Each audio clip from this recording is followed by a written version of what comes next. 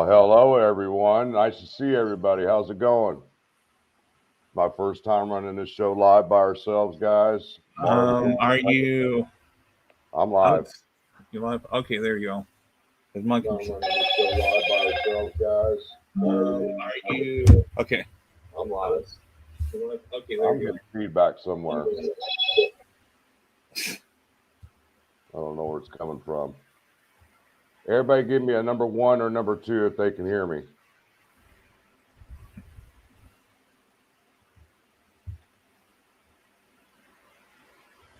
Can anybody hear me? All right, yes, I see True Crime Shannon.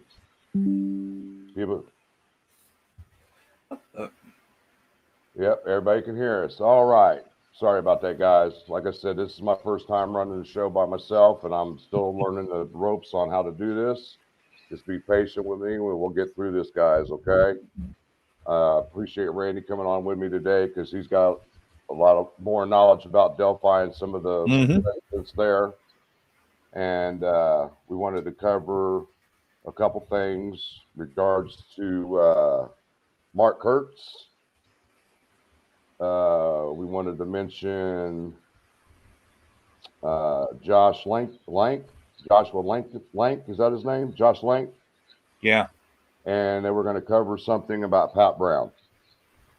Okay. I was doing some research a couple days ago, and I came across an old address for Mark Kurtz there in Delphi at the time of the murders, in which everybody says that he lived in Los Angeles at the time, but it doesn't explain why he would have an address there in Delphi within 5 to 10 minute walking distance of the Monon Bridge. And what I'm going to do is I'm going to share the screen so I can pull this address up so you guys can take a look and see how close proximity of the trails is to this address that Mark Kurtz had listed in Delphi at the time. If you guys give me just a moment.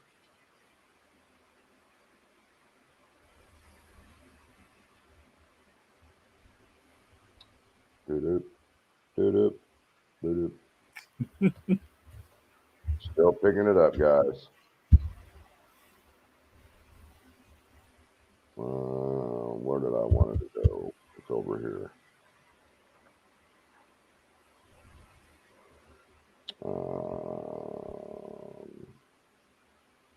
Give me a second here.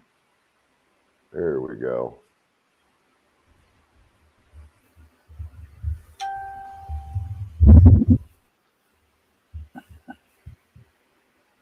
All right.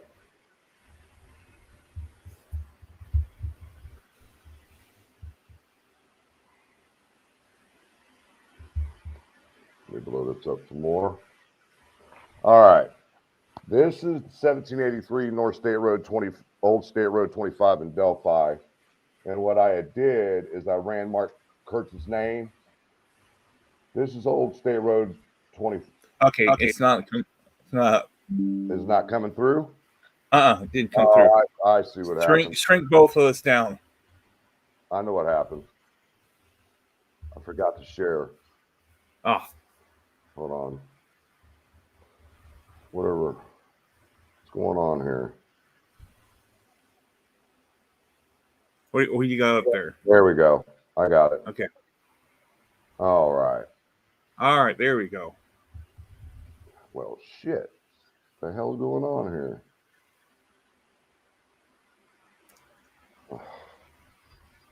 Go to the map. That's where I'm going. Okay. My first time doing this, guys, so be patient with me. How is everyone doing out there? Staff and everybody else? Justice Angel. Can you see it now, Randy? Yep. It's on. Right. The black dot there is 1783 North State Road 25 in Delphi. And what I did is I took that and I started scrolling to see where the bridge was. There's the Freedom Bridge right there. Where'd it go? Up more. Go over more. Up. Right here. Oh, it's over this way. What am I doing here? No, you could go a little farther past Raleigh Park. It's up here. Okay, keep going. Keep going. Keep going across. There we go. There, you're in the right area. All right, this is old. That's the new highway. Yeah. Sorry, guys. Only looked at this. Go down. Go down. State Keep going down. Straight down. Go straight down. Move it all the way up. There we go. All right, there's 300. Ah, yeah. There's the Monon High Bridge right here. Okay, if you follow this to where that location was. You might want to zoom out. Right there. That's old Mark Kurtz's address in Delphi at the time of the murders. Why it says he's living in Lafayette, I have no clue. But look how close in proximity to the Monon High Bridge. Where we go? There we go. God damn it. Ah! Still learning this, guys. Give me some time here. Zoom someone out. Go. That might be better. Zoom someone out. There we go. Okay, there you go. That's much better. There we go. There's the address where the black dot is. And if you go... Go back down. Go back down. That must be Keep 300. going. Keep going. Where did you get that? Okay, oh, that's Rossville. Go back up. There's 400. Yeah, you're heading back to Delphi. Go ahead, go back up. Keep going up. I'll tell you when to stop. Okay. All right, stop.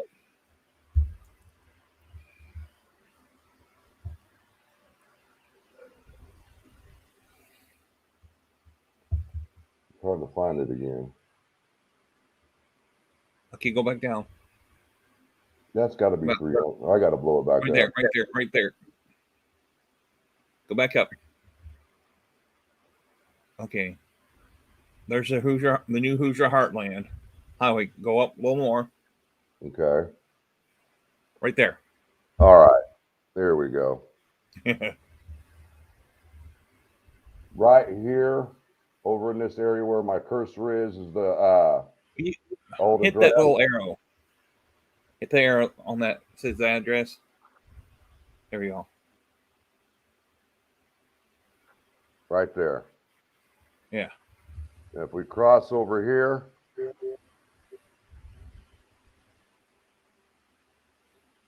right here in this general area is where the bridge is out. Okay, right in here. Here's the cemetery right here. That is the cemetery. Okay. Now look how close proximity to that address is right there for Mark Kurtz's old address in Delphi. Now, could that be a place where BG could have hidden that? Possibility. We just don't know yet. We just don't, because we know that the police went to talk to Mark Kurtz and he told them to talk to his lawyer. So I just wanted to bring that up, that I had found that old address of Mark Kurtz there in Delphi at the time of the murders. And look how close in proximity it is to the Monon High Bridge, is right in this area right here. You get there about 10 minutes. Yeah, in about 10 minutes. All right, let me get back out of here. Stop sharing. All right, guys. Sorry about that. I'm new at this, so. But another person that we wanted to bring up was Josh Lank. We know that he was in the search party. We know that he's the ex-husband of Tara German. We also know that he's into car racing. And this is where it got kind of tricky for me is that if he's into car racing, is there a possibility of connection with him and Tony Klein? Because we know Tony Klein was involved with the midget car racing and all that, and he knew all the racers, and he was always at the tracks and everything like that. So that could that be the connection between the Anthony Schatz account and Libby? Would it be Tony Klein? Well, it's a possibility because of Josh Lank being a relative of Libby. And we've always been told that the person that committed this crime was close to the family or was affiliated with the family in some capacity. So, what do you think of that idea there, Randy? Well, it could, with what we know so far about different people in the drug world, it would be more likely possibility of knowing the different people in this uh, case, Right. knowing that he would not talked to by the police. Um, he'd be the first one be talking to the FBI or the sheriff or the police at the beginning of the period because my friend who lives in Delphi, they were asked first. They went door to door in surrounding counties to see where they were at the time of the murder. Right. So they definitely would have looked into him right away first. Um, because I know Ron Logan's cousin, um, she told me that her husband was questioned about the murders if he was kind of like the suspect. They were asking where he was. So basically, yeah, I think we're all kind of still on that Yeah. list. I see digital here. Posted the girls were. That's he's the one that told everybody, and they heard it on the scanner. The girls were found in in one of the shacks. Well, that wasn't true. Digital, So that's not true. So the girls wasn't found in the shack. So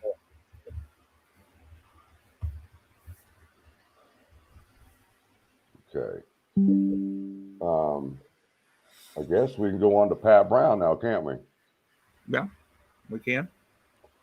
All right. Now we're going to start looking into Pat Brown because what I started to do is started to go through people that were in the search party. And people, please don't ask me how I know who's all in the search party. It's just information that's been passed along to us, and we've been going through it. And I've been going through each name. And Pat Brown stood out to me because of the fact is that we have a person who does researching for us, and her name is Jess, and she put a little presentation together for us when she did some researching on Pat Brown. So I wanted to present that and let everybody take a look and see what they think because from what I've seen, he's in the general vicinity of three different murder cases: the Evansdale murders, the Zions, Illinois Park teenage girl murders, and the Delphi murders. So we're going to show maps of his locations, his addresses, of where he lived at the time of all these murders, and let their minds start wandering. So if you guys give me just a moment, I'm going to do this sharing the screen again, and we're going to go over that.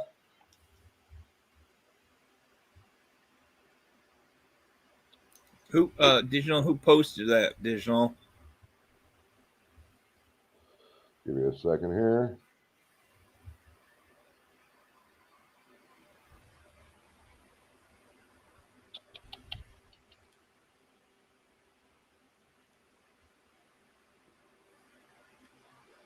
All right. Uh-oh. Where am I at here? Here we go. This is the basic info on Pat Brown that she sent us. She did some deep diving into Pat Brown. So, all right. Let me blow it up here.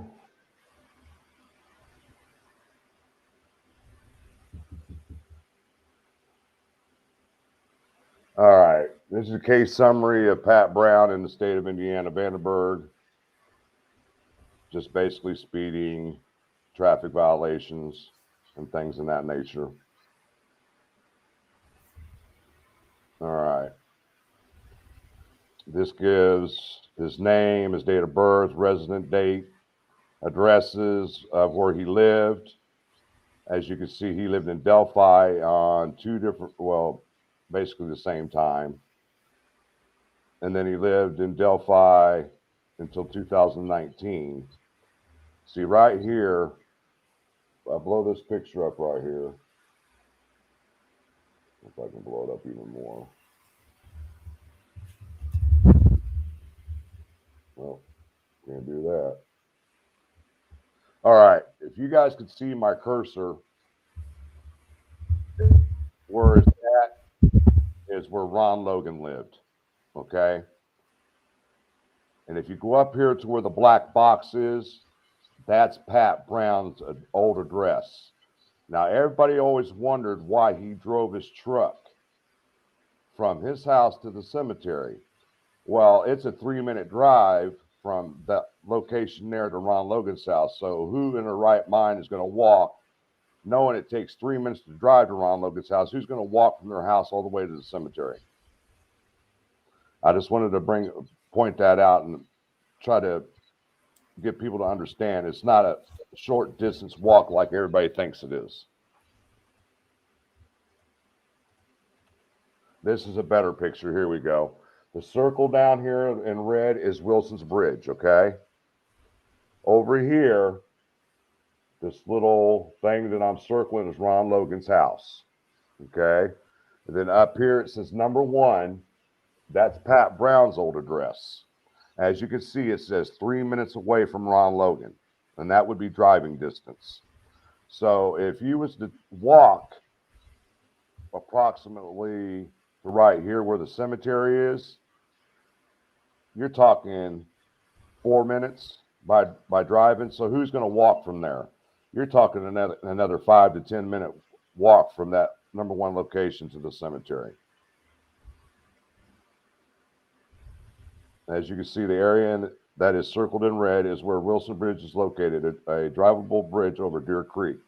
There is room for approximately 2 cars to park there. This is also a potential spot where BG could have parked his car for him to walk back after the murders. For reference, Ron Logan's property is the black-white checkered marker, which I pointed out to everybody.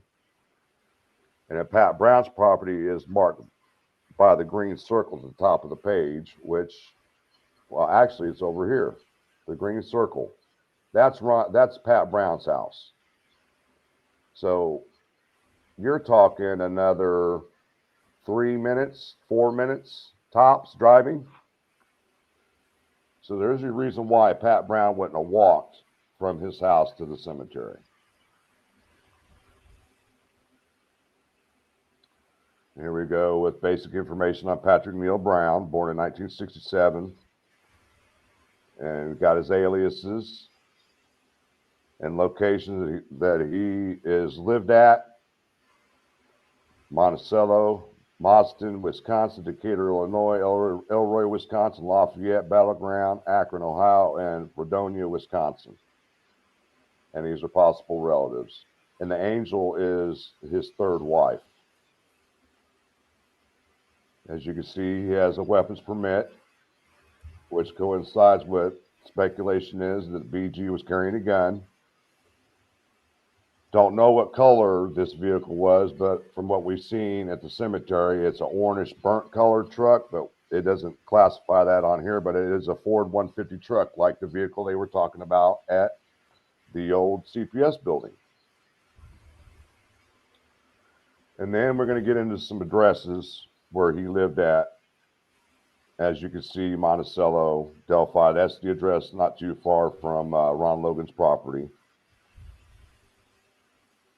And that was the main address we wanted to look at. Let me go down further here. All right, now,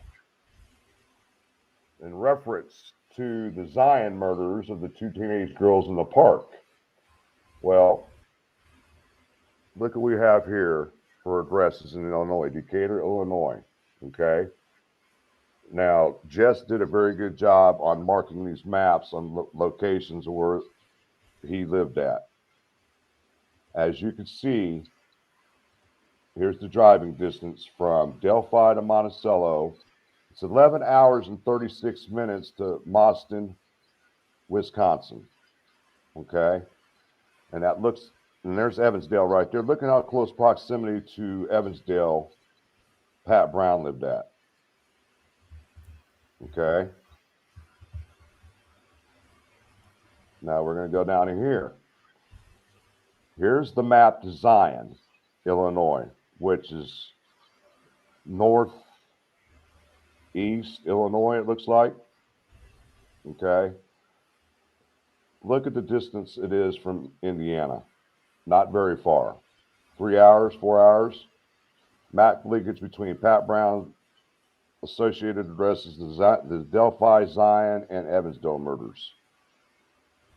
Now here's a better, okay. If he lived in Delphi, this would be the route that he would have taken to get to his address in Illinois. Okay. Well, Shane, that's a longer route. If you change to I-80 Let me see. to 380, I don't see that's how me and my dad goes to up there where Evansdale is. Okay. Well, this is the route that he was basically take to get to Zion, Illinois, where the two girls were murdered in the park. And you got to realize that's right here, okay? And he lived in Decatur, which is right down here.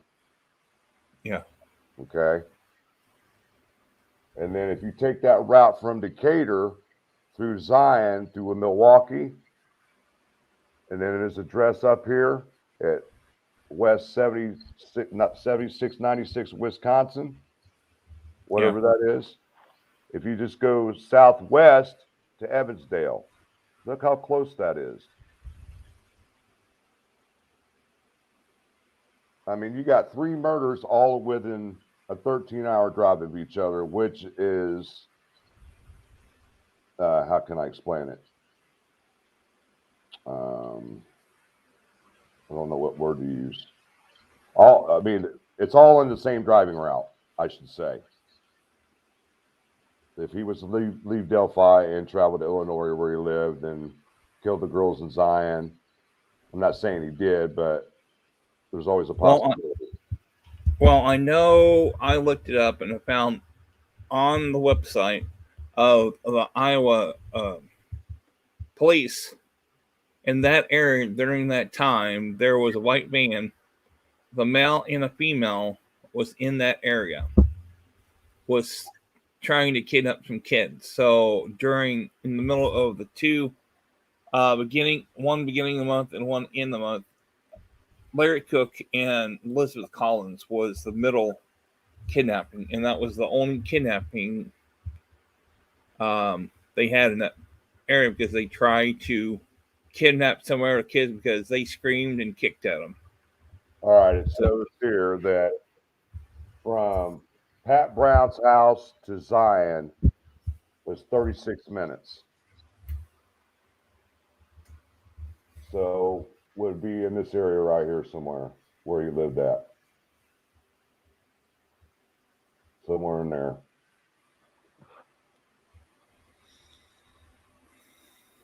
And here we go. These are his ex-wives. It must have been Angel that he was with at the time everything was going on, because I found some police reports on her too. She's not a very pleasant person either.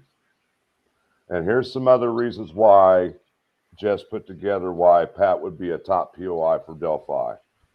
1, Pat Brown's time and place on 213-217 location fit the crime.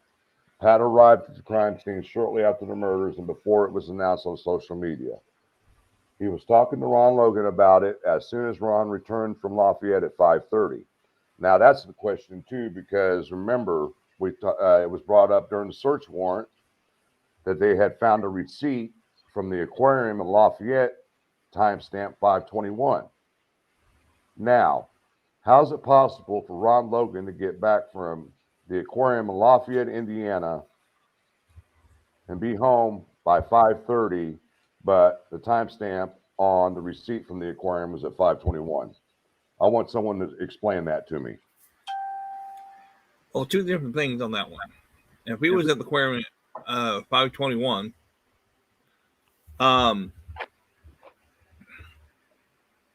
and the aquarium was on Earl Avenue,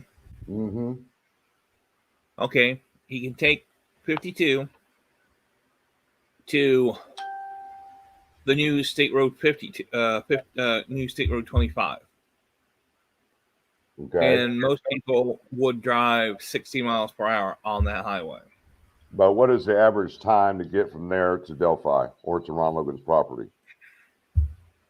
You're looking maybe less than 15 minutes.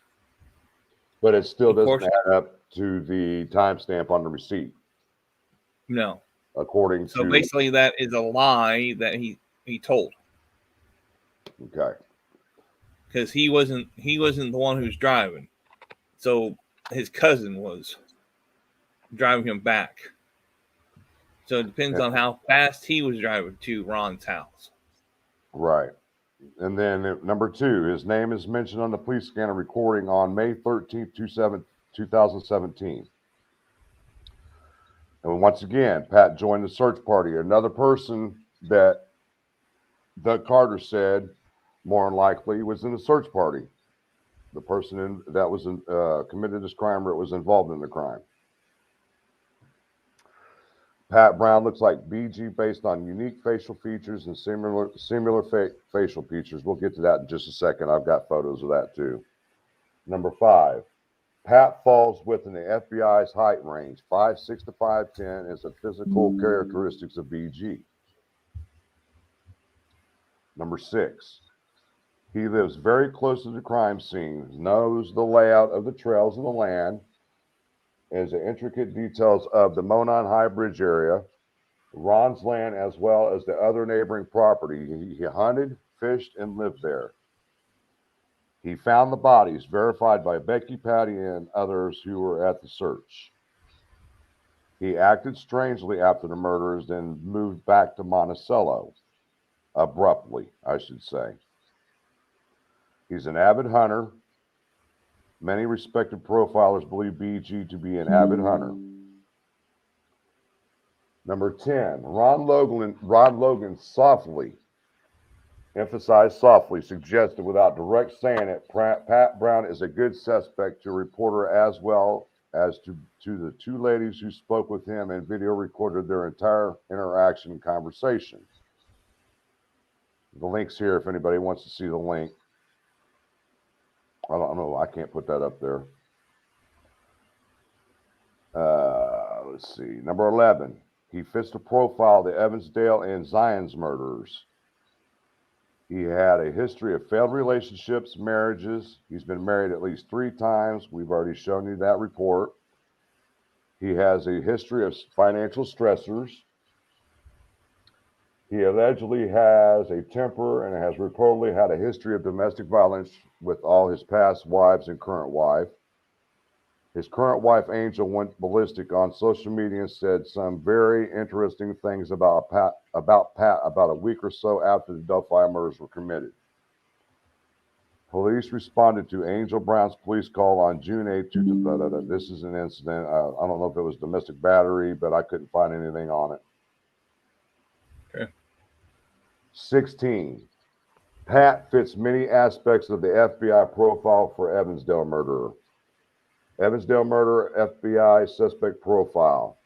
The offender profile concludes, in part, that the offender is familiar with both Myers Lake and Angels Park in Evansdale and Seven Bridges Wildlife Area in Bremer County. The suspect chose Seven Bridges because he or she was familiar with the area and knew it was secluded.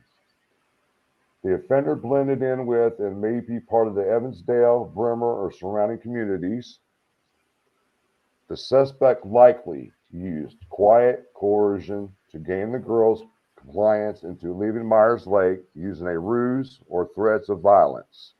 and that other possibility characteristics include the suspect might have been experiencing stress related to legal troubles, spousal problems, employment difficulties, financial strain, or mental health issues in July 2012. The suspect may avoid discussing the case or showing interest in the matter, but is likely following developments in the media. The offender may have attempted to abduct children or adults in the past. Following the disappearance, the suspect may have altered his or her physical appearance, such as changing hairstyle, facial hair. The offender's vehicle may also have been altered with a new paint job or reupholstery. Analysts experience with prior abduction cases point to one person being involved, but there are cases with more than one person was involved. Now, here's the photos that she presented here. The characteristics of Pat Brown to the BG photo. BG's hat has similar markings, matching marks as Pat Brown's hat. And we'll show that she's got that all done for us too. His cheeks and pronounced nose seem to fit as well as other facial features such as eye-to-eye spacing. She included Steve in here. We'll bring Steve up on the panel here in a little while if he's in here. Haven't seen him yet. Okay. Well, right here. You know that marking that's on his hat right there, right? On BG's hat. Similarity with Pat Brown's hat right here. As you can see right here. It's more a dent to it on both hats. This is BG. This is Pat Brown over here. Same markings on the hat. And this is a better, okay? There's your thing on your hat, right there. And if you go right here, you see the same thing.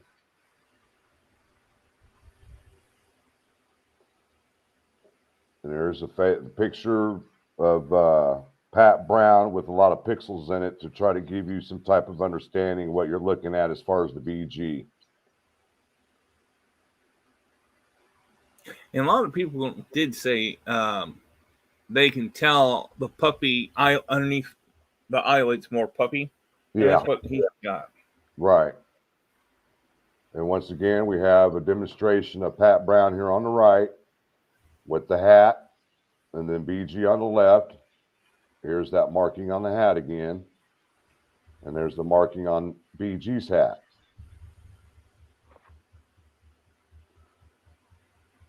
Financial stressors, possible bankruptcies for Pat Brown.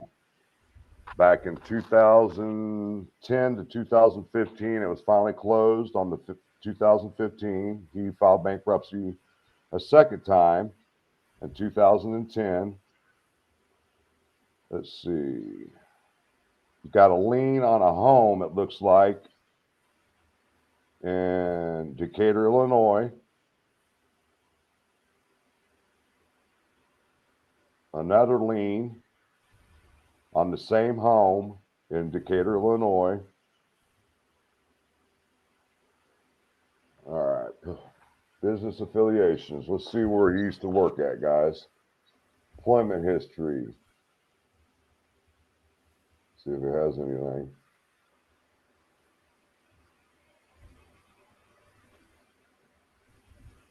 Oh, okay. What is UCC?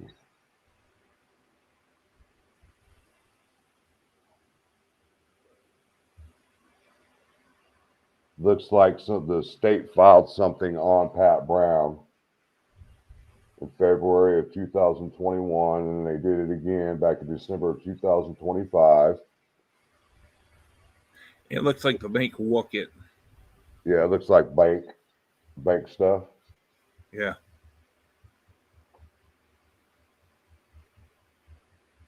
These are residents that he shared with people. An address, or Patrick Neal may have shared this address from July 14th. Da, da, da, da, da, da. These are addresses that he apparently has shared with people. So, and it doesn't look like any of them are in Indiana.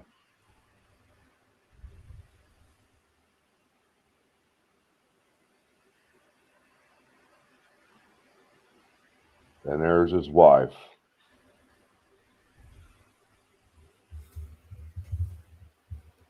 More cases here. Here we go. More cases. Traffic citation, circuit court. Fargo's bank dismissed case.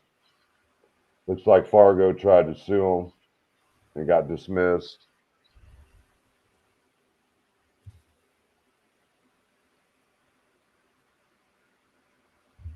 Let's see, what do we got? Invasion of privacy charges back in September of 2021. Well, that one says Patrick B. Brown. Are we looking at Patrick N or Patrick B? It's got to be in. Sorry, I didn't even know that was in there. Yeah. There we go. Carroll County civil suit.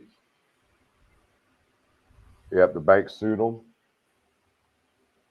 Looks like they had a lot of financial problems. Foreclosure on a home in Delphi.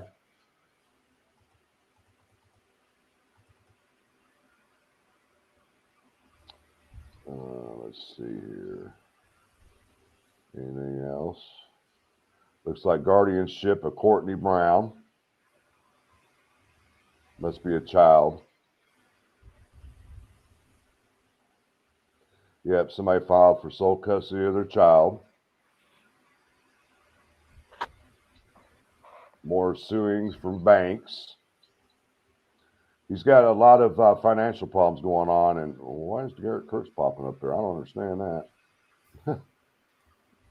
All right, we're done with that. All right, let me get out of here.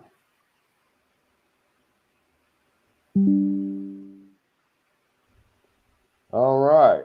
So what do you think of that, Randy? Those all connections with the Evansdale and the Zion murders? I mean, come on, man. Look how close proximity Well, in all the three murders. places that he lived at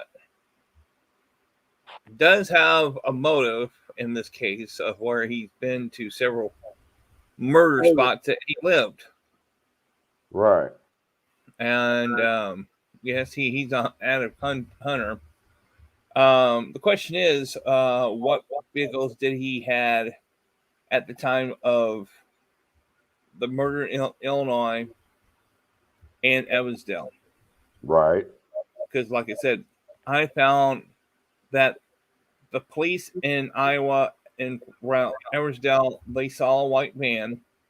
These kids who were trying to get kidnapped from these two people, the male and a white male and white female.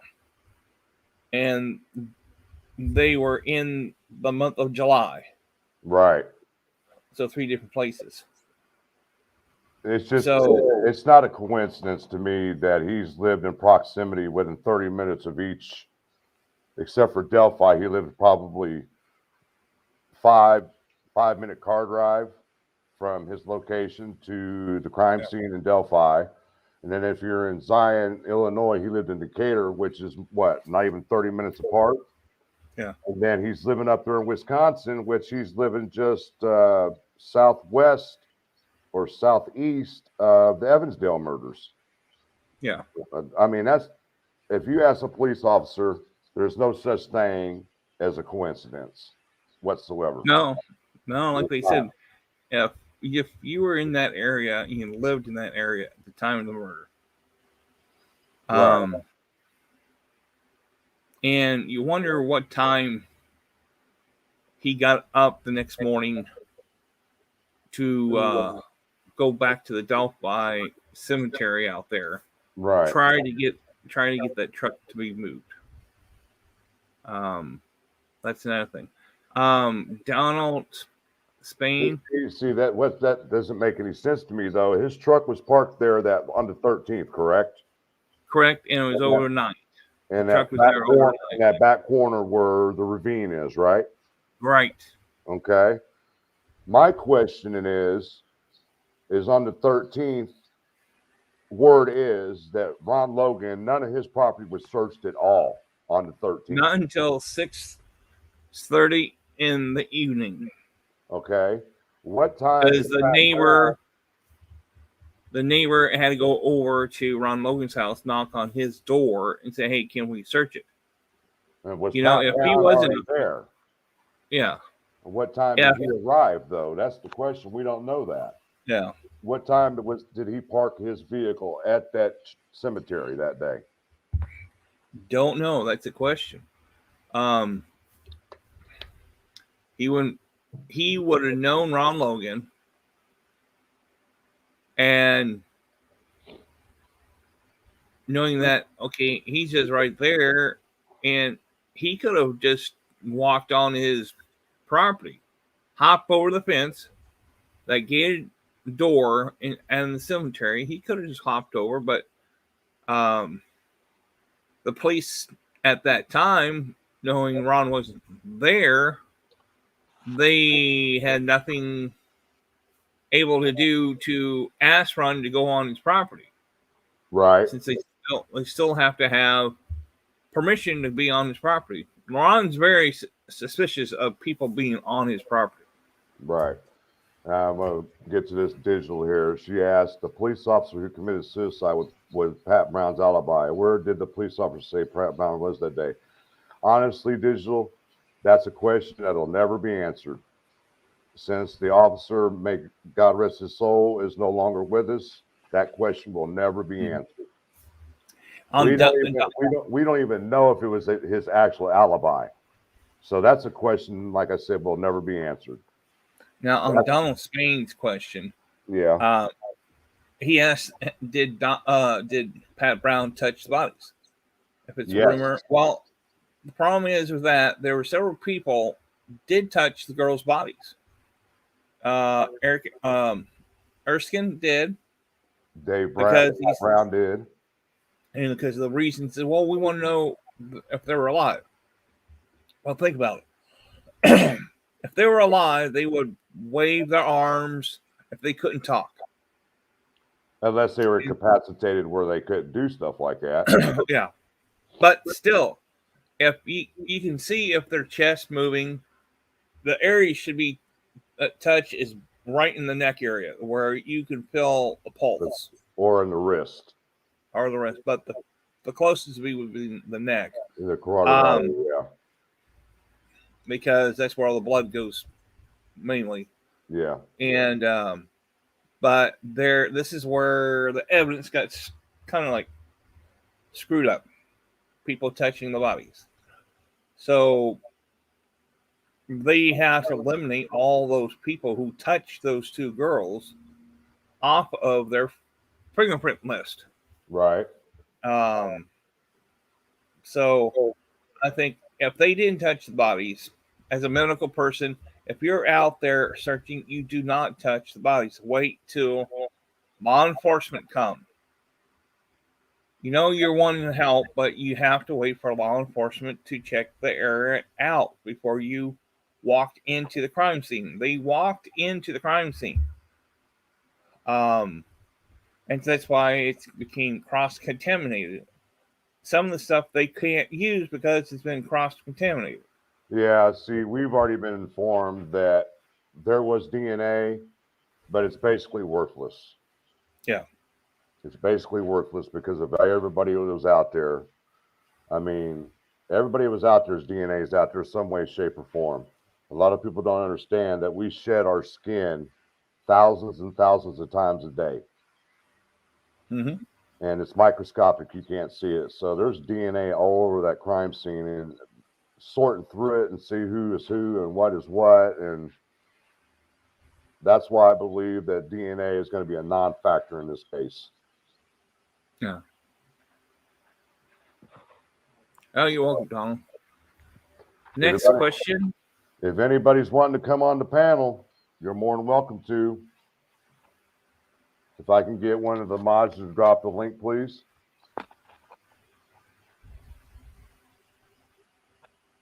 Because I don't have a link to the StreamYard on here for some reason.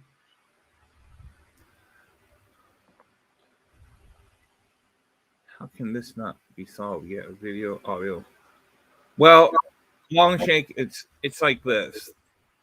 The area was cross contaminated, and if the hunting dogs that smells your their type of DNA, they wouldn't know where to go of how to find the killer that day because everybody walked all over the crime scene. Which does make sense. I mean, it's still no excuse for them not to. I mean, to cancel the dogs and everything. I'm just so flabbergasted that the fact is that Tobe Lesenby had an audacity to cancel the search for that night, not thinking that there was any harm done to these girls. And when you don't know that. Yeah. Hold on, Marv's calling me. Okay. Hold on, guys. Marv's calling me. Donald, yes. Becky's ahead, sister and Eric Hurst and Mr. Urshan didn't have to go to therapy for what they saw. Hey.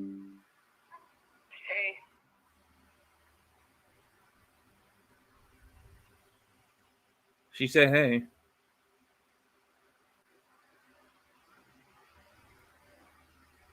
Yeah, we, Justin, yes, we do need one piece of evidence. If the evidence wasn't cross-contaminate that day, then we would have got something. They would have got somewhere.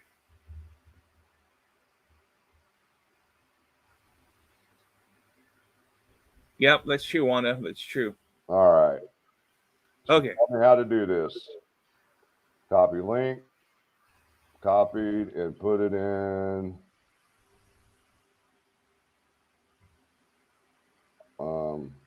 Right, Boston. What the hell? You do. Copy. Clipboard. Copy. Do you want me to put it on here? I got mine still. It's not letting me do it, so.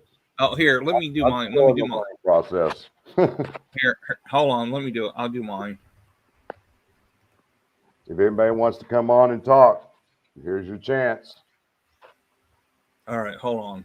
And just to let everybody know, Marv is watching, and in the background, she is watching the show. She's laying in bed, not feeling well, so. That didn't work either. Hold on. Can I get one of my mods to drop the link for StreamYard, please? Something I haven't learned yet, guys, so you got to be patient with me. All right, let me try it again.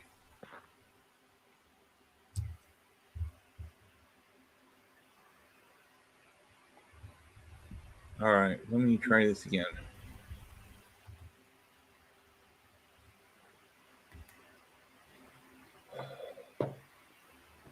All right.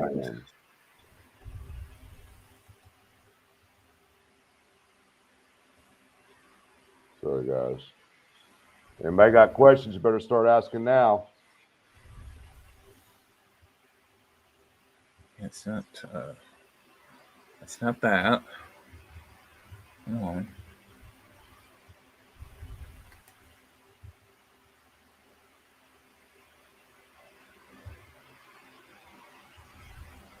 I don't know. No, it won't let me.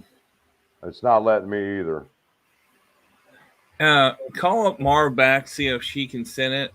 She's typing in the messenger chat now. You have to give them the link. I'm doing exactly what it told me to do. Copy to clipboard. Who do I send it to, though? Copy. Marv, it won't let me send it either. It won't let me get the copy of it either. There we go. Got it. You got it? Okay. Yep. I got it.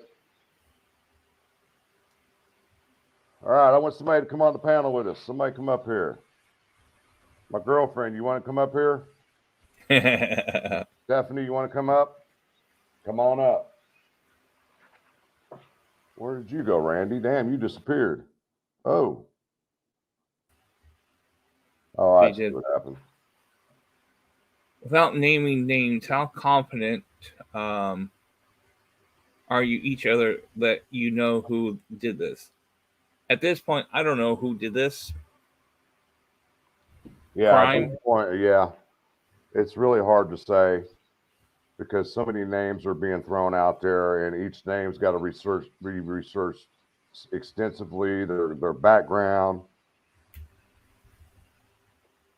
But I mean, this is my own opinion, guys, and you could take it as far as you want. But my personal opinion, Marv's in. Here comes Marv, guys.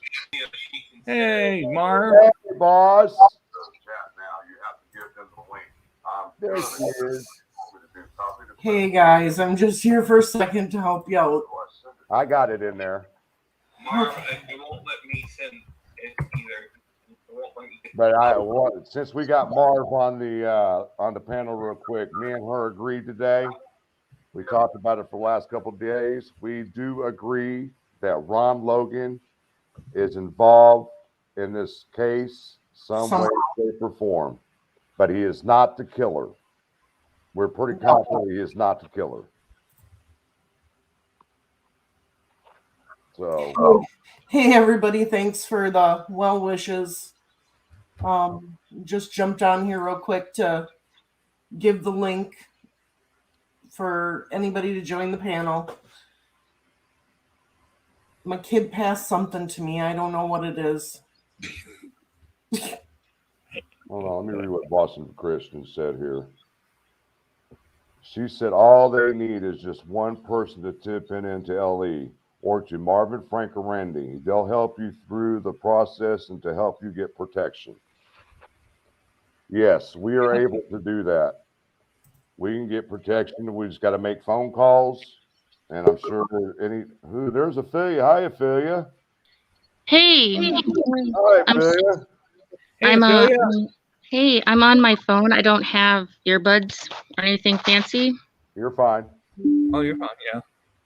Okay, so you guys were talking about like Evansville, Illinois, and Iowa and everything, and God, because I'm from Freeport, Illinois originally, but we would go on back roads everywhere. We just back road everywhere because it was so much quicker. We didn't take the highway, pretty much just the roads that tractors make. Right. And yeah, and so, God, Milledgeville, Illinois. There's a place called Mummy's Bridge. Somewhere in like 1990 something, there was a couple out there. I mean, I guess it was a place some kids go out there, drink, trip, whatever, because it's out in the middle of nowhere. And they found their bodies in a creek, because the water, obviously it rained, and the water was high. And there was this Iowa cop that was involved in the case. And then in 2001, I went to the bridge just for fun during the middle of the day, as beautiful as it was. It was all dried up, and there was a blanket, blue, dirty blanket, like all rooted into the ground. And, my friend Ty and I, we were just messing around. Like we were just hiking, looking at stuff, taking pictures. And, I'm like, ugh, what is this? And I pulled it up, and it was just like, it looked like chopped up, gooey body stuff. I had to throw my shoes out because the smell was so bad. And the thing is we took pictures of all of it. We reported it to the cops, and then the cops from Milledgeville said that's a Whiteside County issue, and then the Whiteside County said, no, that's the Milledgeville County issue. And we even took all these pictures. We went there at night too, because we ended up, and we took pictures at night, and then we saw this fancy red Camaro just turn around a corner in the middle of the gravel road. I'm not sure why. Why it even would be there from a dead end. it's weird. There were like 1, 2, 3, 4, 5 guys in the car. Yeah, that was really weird. And we took off and we went like up the road. It seems like the police doesn't want to do No. their job. The Iowa cop that I met worked on the first murder, and he said I was involved in that, and he admitted it to me.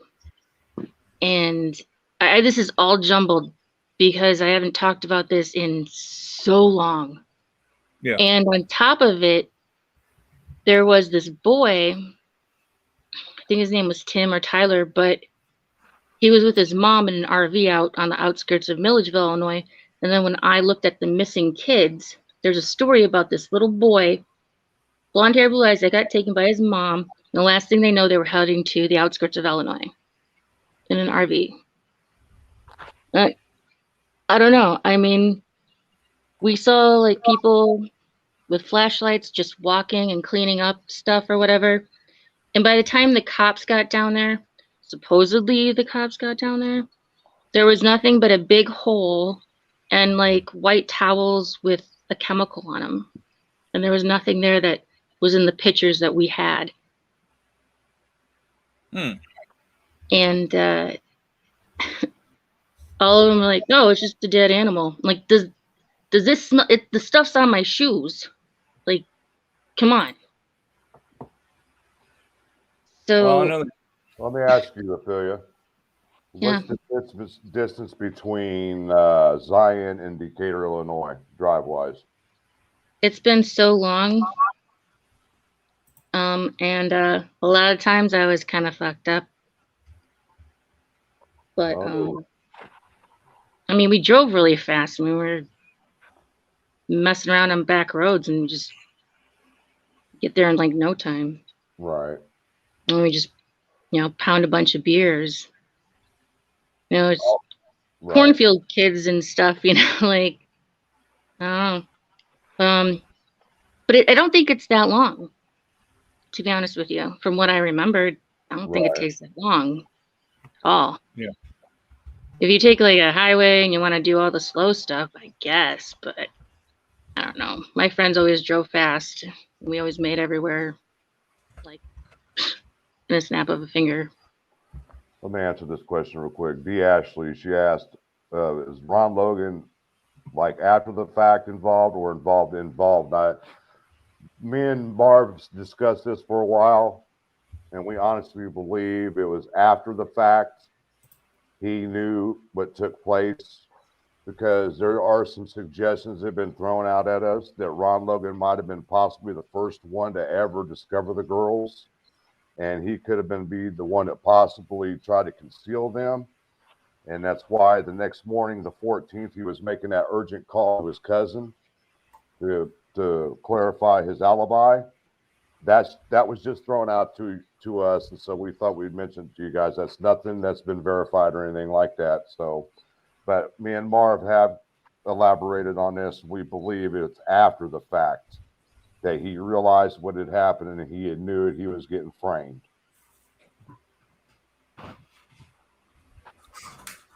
There was also this old house kind of on that gravel road I was talking about before you get to Mummy's Bridge.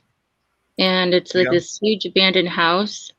And I mean, I always wanted to go into it because I wanted to just explore because that's just me. And that was kind of before I even heard anything because because I didn't believe anybody in their stories. And they're like, yeah, there's like dead animals hanging up in the woods and there's people that do really weird stuff out there. And I'm kind of like, yeah, okay, that's just small town talk. Okay, guys, you're probably out there doing acid or something. And I don't do acids, but seriously, come on.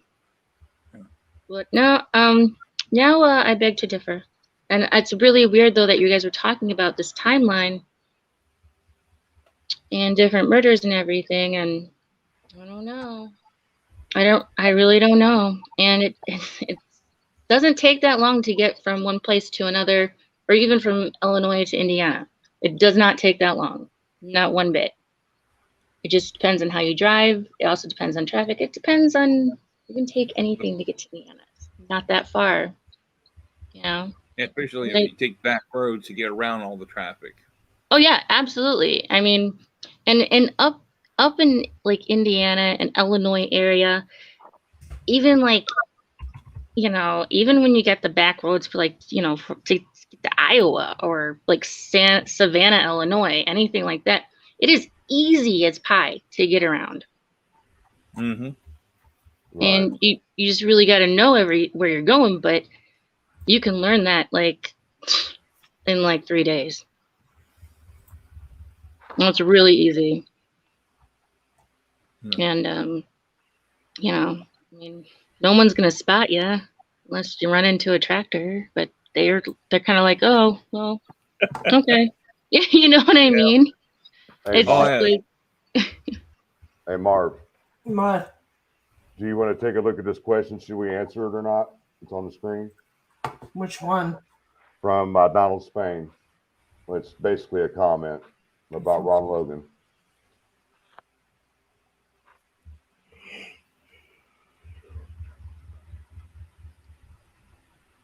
What does he mean? Who was treating him bad? When Talk he was about in jail. the police is trying to protect him. Yep. That's all they were doing. oh yeah, I agree. They put him in jail for his own protection. Mm-hmm. For a while. Yeah. We did get verification on that. Yeah, we did. We got documentation that he was in there for protection. And yes, and from the documentation that we received, they treated him like dirt. Yes, they did. While he was locked up, they had him in solitary confinement. He was butt naked for what, 24 hours? Is that what it said? 14? 14 hours. And Ron Logan wears dentures. They took his dentures away from him while he was in jail. They were feeding him hard carrots and broccoli to where he couldn't chew. And then his attorney filed a complaint, and they changed it up and started feeding him peanut butter and jelly sandwiches. And this is a fact. We got documentation on all this stuff, guys. So, yes, and it sounds like they were trying to break him, but honestly, Ron didn't commit these murders. But like I said, when he was aware of what was going on, he knew from then what was going on, if you understand what that means. He knew that somebody was setting him up. Yeah. Yeah. So I can't believe they took his dentures away. Wow. Well, it's to keep him from harming himself while he's locked Well, up. yeah, that's true, because you get put in that pickle suit, or when you're naked, or you're just pure naked, and Yeah. No, I understand that completely. I see it. I see one, Michelle. We are trying to verify that, but from everything that's been said about Tony Klein hunting on Ron Logan's property and fishing, there is a possibility that he did know Ron Logan, but we cannot verify that now since Ron Logan is no longer with us. And then, of course, Tony's not going to talk to us. He's all cooped up in Mama's house right now. So, and D, yes, I do believe he knows who was trying to set him up. That's my honest opinion.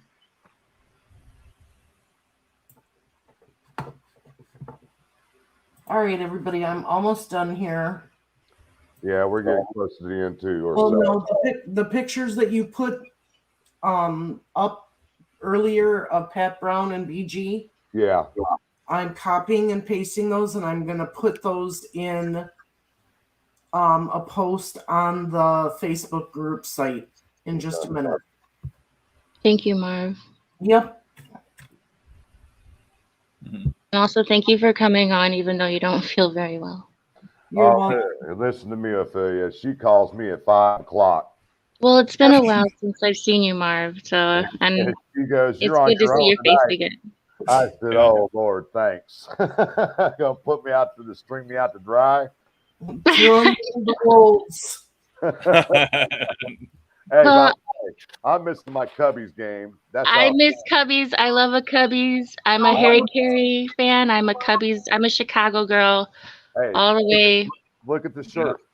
I know. I saw it. I'm a little jealous. Does anybody else want to come up on the panel?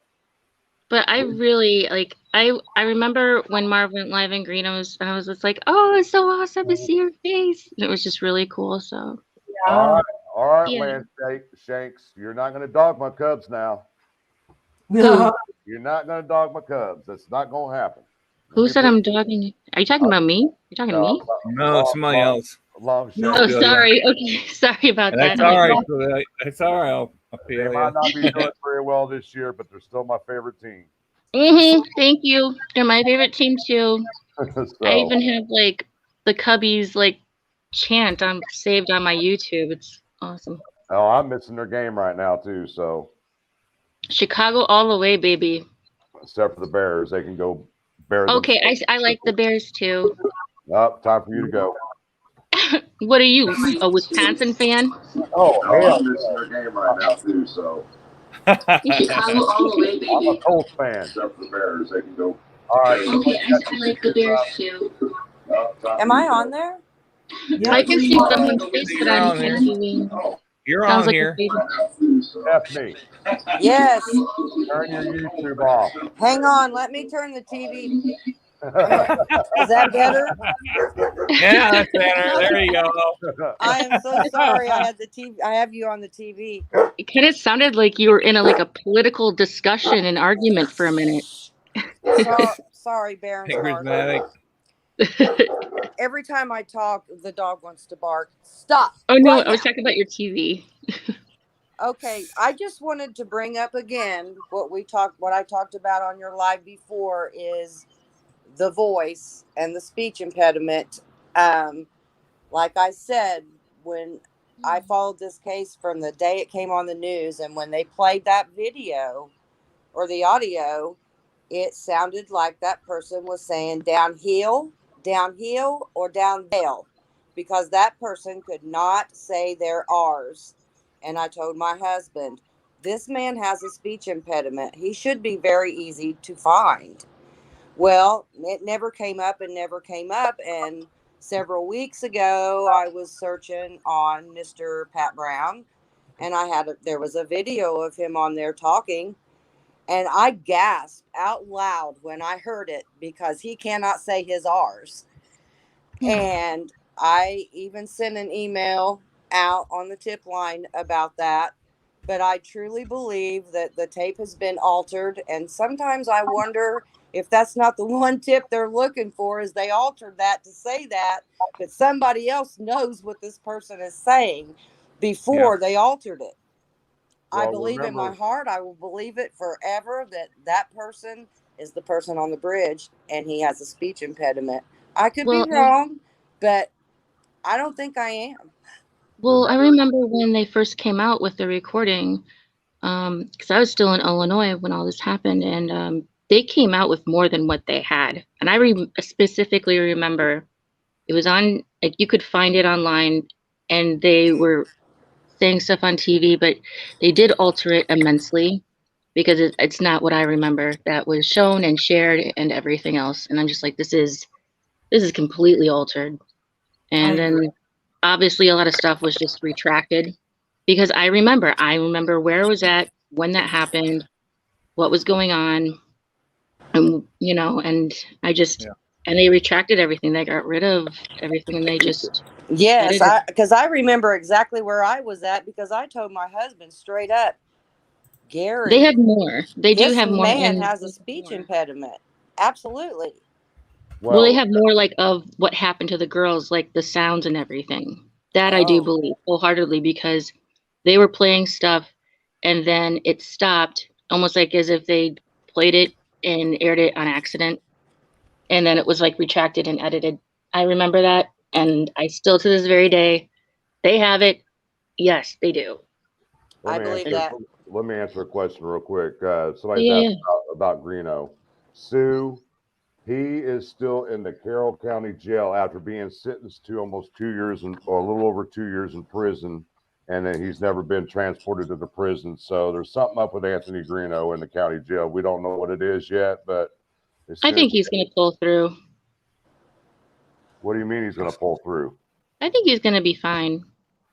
Well, there's a lot of word about Greeno right now, so Well, I didn't hear anything else, so I just. we're going to keep it. Okay, no, that's fine. I don't want to talk about it, but I don't need to know. No. Steve's in the chat. I put the video that you were talking about from the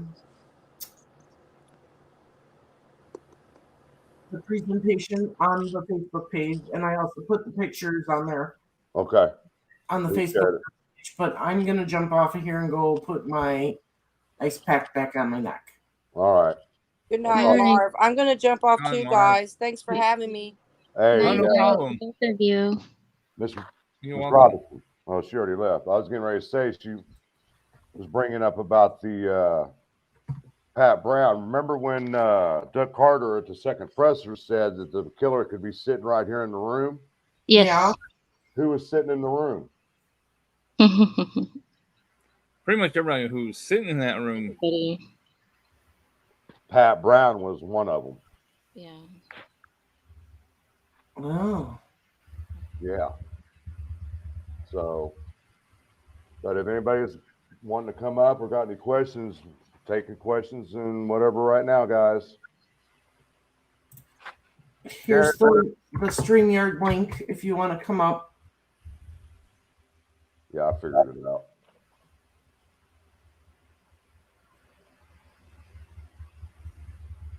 Yes, Longshanks, they had a sign-in sheet.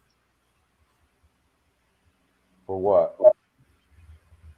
Oh, for the search and for, I believe, Randy, they had one also at that conference, didn't they? I believe Yeah, so, yes, yeah. they did. They asked you to sign the piece of paper so they know who was in that Steve's here, room. guys. Steve's here. Hey, Steve. Welcome, Hey, guys.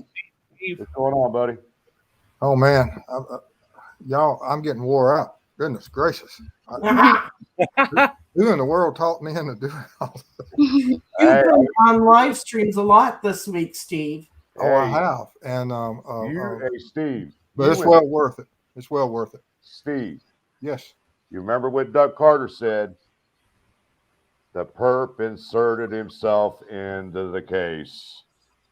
Mm-hmm. You inserted yourself into this case and got in contact with us. They were so silly. I didn't say I regretted it. Oh, just no. said I tell you what, we are much appreciated for you, though. There's no doubt about that. I mean, we wouldn't be where we're at right now if it wasn't for your help. There's no, y'all exactly where you deserve. Y'all earned it. Randy's worked hard. All y'all work hard, and everybody is you're where you're at because you what you've done and how hard you've worked. So how everything on your end there, Steve? I'm getting I'm making progress. I'm probably only know about 60% of what y'all know. Maybe not even that much, but as I gather more information, it's absolutely amazing every day. And I'm shocked and pleasantly shocked because you go and look at some channels and they're absolutely just slammed with trolls and hatred. And I've been treated with utmost respect so far, and I'm We're all most shaking our heads. certainly. Yeah. Yeah. We've been lucky ourselves. Honestly, we have. But we have good people. It's just it's hard though when you get a lot of trolls, and it's hard to keep that control sometimes, especially when you want to be involved in the conversation and like, well, I gotta kick this person. Should I kick this person? Well, we got a guy that's one of our moderators. He basically, I would say, specializes in picking out trolls, and I used to do that. so Yeah. he's in our chat, but he doesn't make himself known, and that's what we want, so nobody knows who he is. Yeah, I used to do that over 10 years ago. I know exactly what you're talking about. So Steve, we're gonna have to do a live stream meeting and compare and share. Steve, I sent him that information that was sent to us, and he Oh, okay. reviewed it. Me and him talked about it a little bit, and there was some things that raised an eyebrow with him also. So Okay. Yeah, there was a couple of interesting facts in there, and there's some that, it can go either way, and how much stuff is created by people that take what information and troll, because there's certain people that go out there and they will troll, and we've seen people that come introduce themselves into the case that want to waste law enforcement time, and sadly. Yeah. just to get the spotlight on them, and that's what's sickening about. I don't even know how people have time for that. I mean, a prime person in general that Steve can relate to is Justin or Julian Powell. Yeah, absolutely have no use for the man. Yeah, I mean, interfering with a case. Oh, like JP. Okay, yeah. Okay, no, I know who you're talking about. Yeah. Let's see here. I'm sure we're not seeing the best Delphi. It seems to have more than their share bad people. Can you explain that on that? Delphi is just a town that got picked up by the drug dealers. Yes. Yes. Well, and some motors. No, I don't know. I can't really say that. You can go ahead and say it. It's all right. No, I mean, like, I don't know. I'm not gonna say it. If you know what I'm gonna say, then I'm just gonna leave it at that. I don't want to say it because I know exactly where they hang out up in way northern Wisconsin, and I don't want to get into that shit.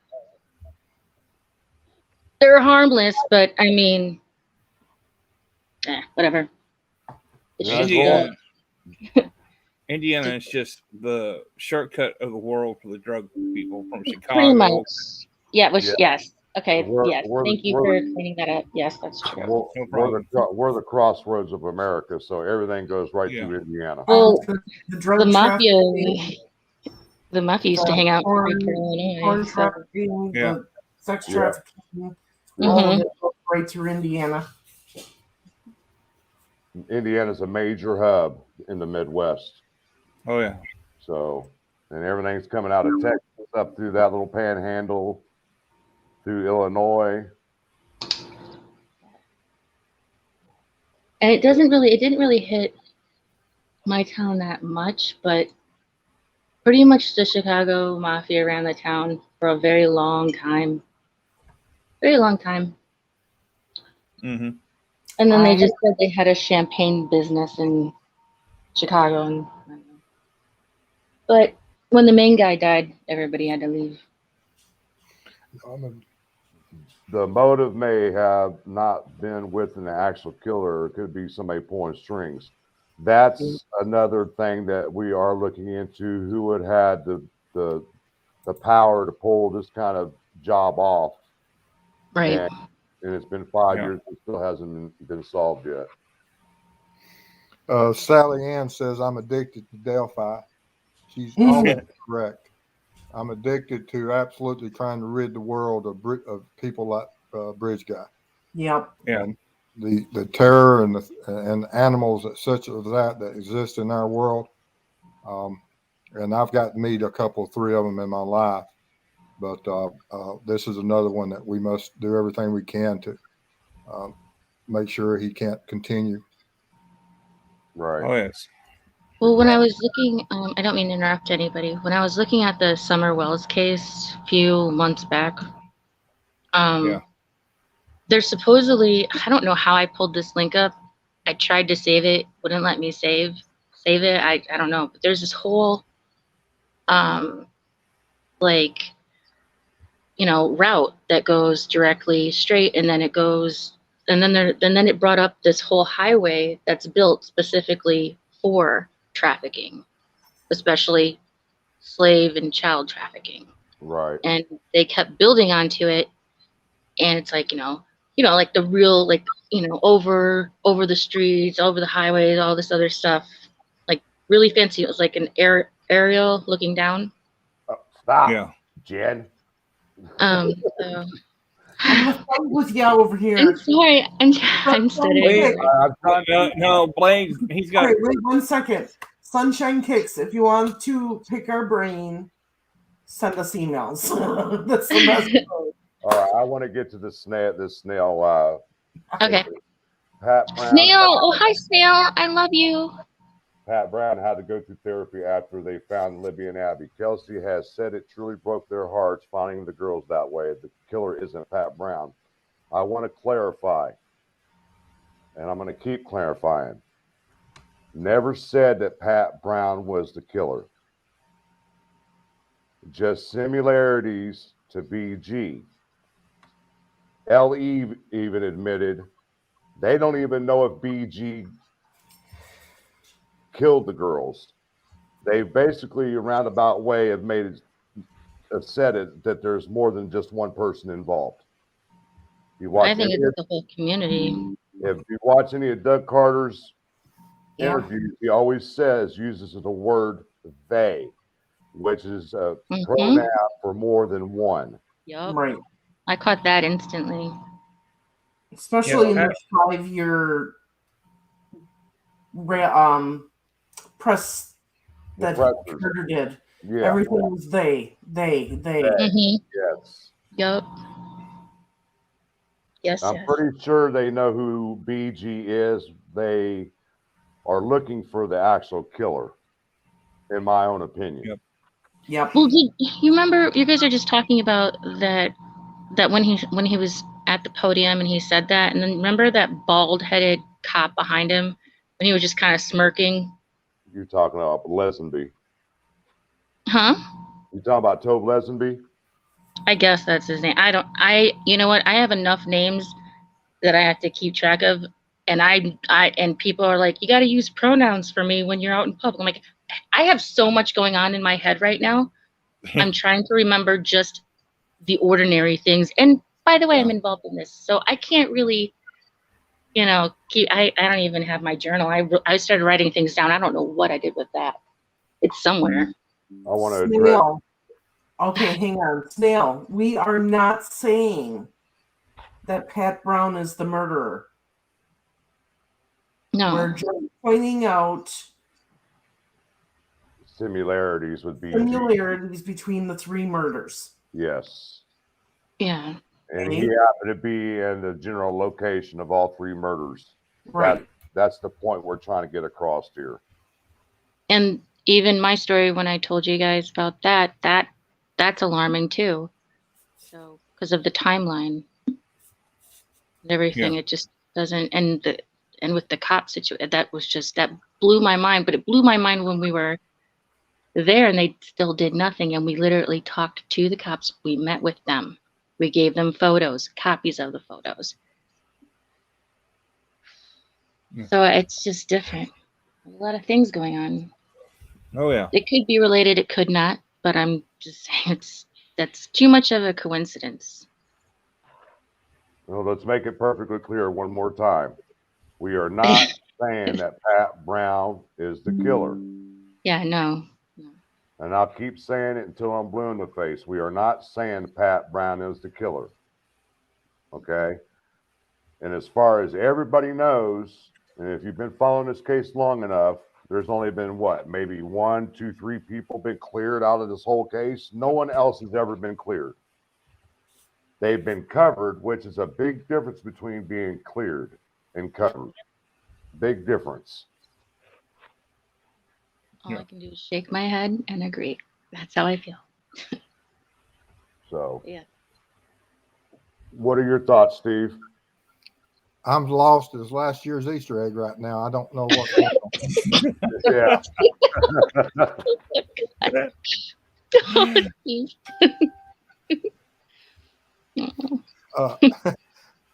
I don't.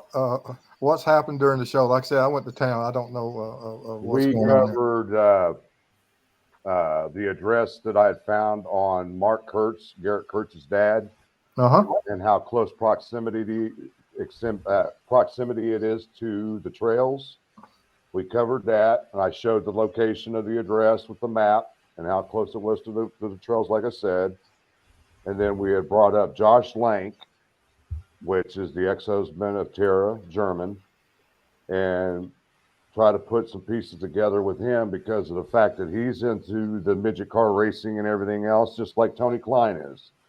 So, is there a possibility that they've run into each other or know each other on a personal level? Possibly, if they're both into racing and they both go to the same racetracks there in Indiana. There's always a possibility that they run into each other because if you go on former Tony Klein's Facebook page, you see all the pictures of him at the racetracks. All those race buddies, though, they're all really close. That's a whole community of their own because in Right. Freeport they had this dirt racetrack and Right. oh my God, that's a whole community of itself. And then, yeah, and now we're talking about Pat Brown's living quarters. He lived in Wisconsin, which is about the town that he lived in, which is about a half hour, 45 minutes away from Evansdale, where he lived. where did he live in Wisconsin? Do you know? Give me a second. I'll pull it back. Hold on. I was born in Monroe. Give me a second. I'll pull it back up. Thank you. I didn't mean to interrupt you. You're I'm fine. very. All right, I'm gonna hop off here and I'll see you in chat. All right. Okay, thank you, Marv. You're welcome. Give me just a second here.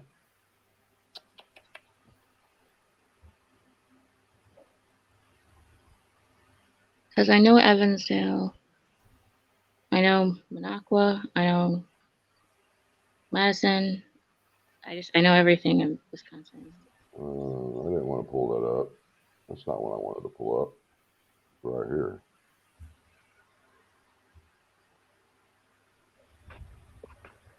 All right, where's she at? There we go.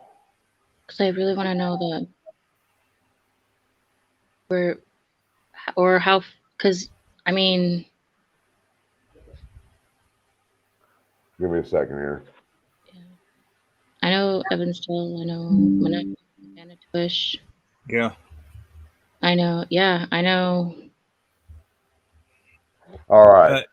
He lived in Mazatlan, Illinois, or Wisconsin. Trying to look at the map. How you spell that? It is going to be, let me expand it out a little bit. Go ahead. I'm sorry. Mauston. And then Evansdale is just southwest of there. And there's Grand Rapids, Cedar Rapids. I know Cedar Rapids and I know Evansdale. Yeah, I know that route. Okay. I just had to see it because I didn't get to see it because it was all blurry when I was in chat. See, there's a close proximity where he And there's lived. Rockford, Naperville, Milwaukee. Okay. Yeah, I know all of this. And now the Zion murders in Illinois, he lived in Decatur, which is just like right here where my cursor is. Yep, I know exactly where that's at. And there's Zion right there. Yep, yeah, I know where Zion's at. So, I've been there. And then Naperville, Schaumburg. And then him living approximately 5-minute car drive or less from the Delphi cemetery. You should look up, look at, oh wait, hold on. Well, I'm clicking on stuff too fast. Whoops. You should, oh God, did I lose you guys? No. What did I do? Marv left. Oh, okay, here we go. He's still here. You're still here. All right, I got my screen back. I'm on my phone, so I had to blow it up. I'm trying to get my laptop fixed so I can do more of this the proper way so that I don't have to keep messing around. But look up Freeport, Illinois and see the distance between all of those because I guarantee you probably hit out there and on the outskirts of Freeport, Illinois. Guarantee it. So guarantee it. That's why we had brought up Pat Brown in these 3 different cases because of the proximity he had lived at the time of each murder. So, yeah. Saw a couple of questions addressed to me and over there. okay. Dave mentioned something about have ever seen searchers touch bodies. Yes. Sometimes when you have people there, and there's a lot of reasons you're searching for someone. runaways or someone that might be in danger to from a lot of different reasons. Do they threaten to do harm to themselves? And so it's not uncommon, whereas you may have the public in general out there helping along with families and some structures, search teams coming in to assist and trying to find people all along the spectrum of people might be missing. And sometimes, and there's a lot of times that when someone finds somebody, especially if they don't know if they're unconscious or if they're dead. So it's not uncommon for someone to either immediately just go check for signs of life and do CPR. I don't know anything about this crime scene with Delphi as far as what he thought, but most certainly sometimes people do overreact and go against what is best practices. So yeah, I've seen it, but I really can't blame anyone that would have find two young children to see if we couldn't check for signs of life and try to save them if at all possible. And then I saw another one about if this goes on another 5 years, do I think that law enforcement needs to release more information? I think they need to release more information about 3 years ago. Mm-hmm. When the strategy of whatever they're doing, if it's not working, now if it has worked and they've got their person of interest and they've got that suspect, he's under surveillance, he's in jail, he's incarcerated, and they're just waiting for some type of physical evidence to finalize the deal, then great. But if it's not working and they don't have that those exact issues or those parameters being met, then they need to release and try to get some help out and get the community where we can do something because time is not in favor of solving the case because no new witnesses, all the witnesses that saw it or whatever information they've got, the only ones that they don't have information from are going to be those individuals' alibis, family that are protecting BG if he's in that community. If he's out here on the streets and it was a random, it's a different set of circumstances. Kimmy Canuck, my opinion on hunting evil with the connections with GE and TK. The only connection that I could find between them two would be the drug world and the kitty stuff. I don't know if they know each other directly or not. I can't say that because I have not found any proof showing that there's any connection with them. But best believe if I ever find a connection, we'll be going public with it as soon as we can. Believe that.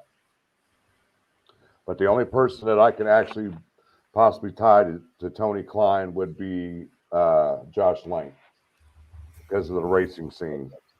And like Ophelia said, all these racers, they're basically like one knit family. They live like a family together, and they travel together, and things in that nature. So, yeah, they do. About another 2 or 3 minutes, guys. We're going to end it for the night. Okay. If anybody else has got any more questions or concerns that need to be brought up, speak your piece or however they say it. So, if anybody, that is a good, I like that one. Somebody was upset with Libby because, hold on, where'd it go? Let me find it. What are you looking for? Somebody posted somebody was upset with Libby because of the Anthony Shots account. I can't find it, which I tend to agree with. If someone who was angry with Libby. Yeah, and then Marv responded, yeah. And we know that her ex-boyfriend wasn't too happy about the situation. And I'm not going to mention his name. But if you've been following this case and following the POIs and the matrices of the families of Keegan Klein, the Kokomo crew, you guys will know who all that is. Mm. So, but on that note, guys, we're going to call it tonight. This is our first live back in about a week. Sorry that Marv couldn't be with us tonight. She was feeling under the weather, but it was nice to see her jump on real quick to shout out to everybody. If anybody's got any questions or concerns after the live is over, Well, I'm gonna go ahead and jump back into the chat. okay. Yeah, And go I ahead. absolutely love talking to you guys. I love you, I- Frankster. Love you, Randy. Thank Oh, you. thank you. Thanks for coming. And All right, if well, any- I'll go back in the chat, and you guys can. I'll leave you guys to close it out. Okay. If anybody's got any more questions, or if they got any clues or tips or anything they want to send us, the email is on the screen. You can email us at marv.n.frank@gmail.com. And we'll try to filter through what we can. So you guys gotta understand, we have had so much information thrown at us here in the last week or so. It's just overwhelming for us. So we're trying to slow our lives down because we're not getting enough research time. And there's something else I wanted to bring up also. We are working on the Karina McKirkland case and trying to help the grandmother out. I have had nobody contact us in any way, shape, or form on how to set up a fundraiser to try to raise money for a private investigator for Karina's grandmother. If anybody has any insight or ways to raise money, would you please email us at the email so we can get this going first, so we can hire a private investigator to look into the case for her. It would much be appreciated. All right, guys. Well, the time has come. It's the end of the show. I want to thank Randy for coming on and stepping up for Marv tonight, since it's my problem. first time going live tonight. I don't think it went too bad. No, it really didn't. Not bad at all. It was really good. Love everyone in the chat. Appreciate everybody hanging out with the questions. Like I said, if anybody's got any concerns or questions, please email us at the email on the screen, and we'll get back to you as quickly as we can. But as for that, I want to say peace out. One love, y'all. Good night, everyone. Good night.